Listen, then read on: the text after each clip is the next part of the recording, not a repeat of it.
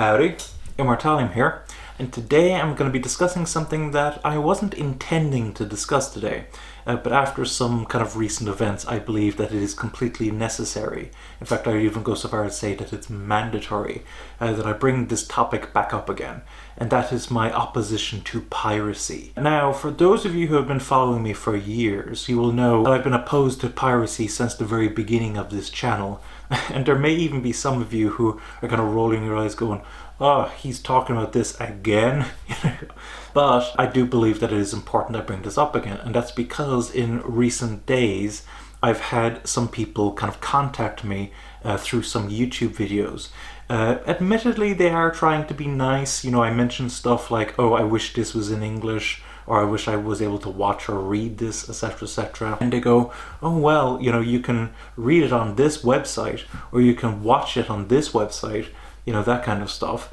And you know, those are illegal websites, and I immediately go, no, I can't. And I guess the thing that bothers me the most about it is the fact that they kind of just assume that I'm totally okay with that. You know, it doesn't even cross their mind that this person might be opposed to piracy, that they might want to purchase their anime and manga and support the anime and manga industries, etc., etc. And so I've been hesitant to bring this topic up again because I've had plenty to say about it in the past, but after recent events I do believe it is time to discuss my opposition to piracy again. And first off, I want to start off by kind of giving my own history on my opposition to piracy, just so people know where I'm coming from. My opposition to piracy actually began before I even got into anime and manga, back in my secondary school, which, if for those of you who are unfamiliar with kind of Irish education system, secondary school is basically middle school and high school put together. So you do 6 years in one school rather than 3 in one and then moving to another for another 3 years. And in secondary school, a lot of my classmates liked to pirate stuff. They liked to pirate movies, they liked to pirate video games or TV series, etc. I remember actually Game of Thrones was a big one at the time for people pirating that, and I just really detested it. Now, there was a couple of reasons why I detested it. So I'm sure most of you are already aware of this, but I'll mention it again. I am autistic. I have Asperger's syndrome. And for people like me, we are very fussy about the rules. You know, we like to kind of have structure in our life. We like to kind of see things as black and white. You know, this is good, this is bad, etc., etc. And it really bothered me at the time because I was familiar with the economics of creative media, which is that you purchase something, some of that money goes back to the original creators, and it helps pay them for the cost of making the show or the manga or whatever it is. And also they can make a little bit of profit off of it, and it encourages them to continue making these products. So that was my biggest issue at the time. Of course, they would respond with stuff like, hey, the video games we're downloading are very popular, so, you know, it doesn't matter that we're pirating it, etc., etc. They would apply that to movies, to TV shows, etc., etc. But the way I would respond to that is that even though it's true that individually piracy doesn't have much of an impact, if enough people begin pirating something, it will impact the revenue of that creative media. Now, once I began learning about anime and manga, and I began to become very interested in them, I enthusiastically started buying anime DVDs and Blu-rays. I began collecting manga volumes, etc., etc. I was, and still am, a big enthusiast of physical media.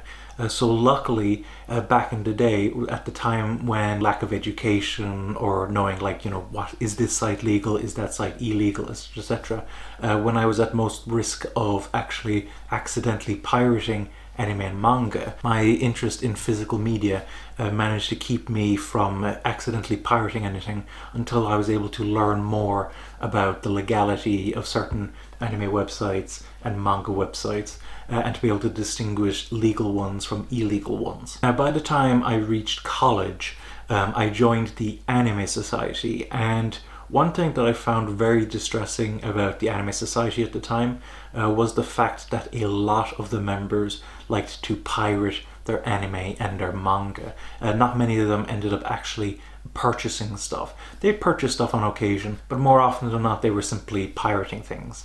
And as you can imagine, I was quite upset at this. And so I kind of made it a bit of a mission of mine to be able to kind of educate them on this website is illegal, this website is legal, etc., etc., to be able to distinguish them from one another, the impact that piracy has, etc., etc. And their response to me was kind of mixed. On one hand, they kind of acknowledged the fact that I was very knowledgeable about anime and manga.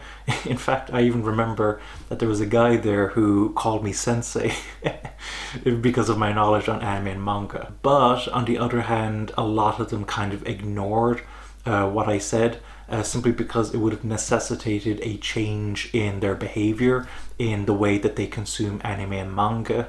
And even if they understood that what they were doing was wrong, they didn't feel that it was important that they make that effort to change. I will admit this now, that they screened a lot of anime, and some of that anime was pirated.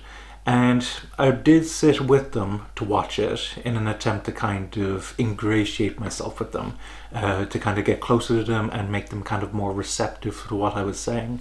But eventually I started feeling incredibly guilty. I started thinking that maybe what I was doing was hypocritical and that I was setting a bad example. And so I ended up making the decision that every time that they screened an anime that was pirated, I would instead wait outside in the hallway and just read a manga. Or also at the time I was playing a lot of Dragon Quest games on my Nintendo DS. I would also play a bunch of that while I was waiting for them to finish up. And while I do kind of view my years at that anime society positively, I do think I had a positive impact on a lot of people there, but I still felt that I wasn't doing enough. And it was about that time as well that I set up the YouTube channel, Immortalium, the channel that you're watching right now. And my early days on the channel was kind of spent with two kind of goals, which was one, to educate people on the ramifications of piracy, why it was a bad thing, etc., etc., and two, to promote things that were kind of niche or unusual. For instance, I was really into Osamu Tezuka at the time, and I wanted more people to know about his works. And so I was kind of tackling those two kind of areas. And as you might imagine, I ended up butting heads with a lot of people online due to the fact that a lot of people liked to pirate their anime and manga. And I have some very negative experiences with that, but I also think that overall my kind of footprint on the internet has been a very positive one. I think I've convinced a lot of people to purchase their anime and manga legally, to think more about the impact that they're having on the anime and manga industry. So having kind of given a bit of that kind of history now, I kind of want to go into the points that some people like to make.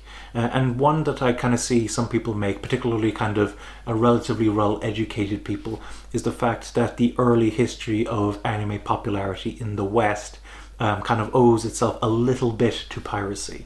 And that's what is called fan subs. So back in the 1980s, anime started to become a little bit more popular in America. Not to the point that it was being, released by big companies and stuff. A lot of shows were still unreleased, and quite often if a show was released in America, it would be in some kind of butchered version. Think of what they did to Macross, for instance, turning that into Robotech. Think of what they did to Space Pirate Captain Harlock, etc., etc. They just eviscerated some shows.